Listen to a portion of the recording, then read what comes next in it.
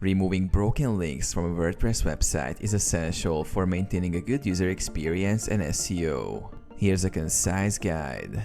Use a plugin. Install a plugin like Broken Link Checker to scan your website for broken links. This plugin will periodically check for broken links and notify you. Online tools. Alternatively, use online tools like Google Search Console, Screaming Frog, or Dead Link Checker to identify broken links. Access the plugin. If using Broken Link Checker, go to the plugin settings in the WordPress dashboard to see a list of broken links. Analyze results. Review the list to understand which links are broken and where they are located.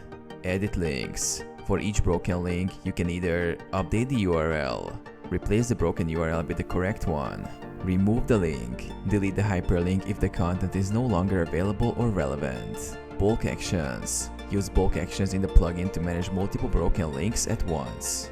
Verify updates. After fixing links, revisit the pages to ensure the changes are correctly applied and the links are now working. Rescan website. Run another scan using the plugin or online tool to confirm that all broken links have been resolved. Regular monitoring. Schedule regular scans using your chosen method to catch broken links early. Automated alerts. Configure the plugin to send alerts whenever a new broken link is detected.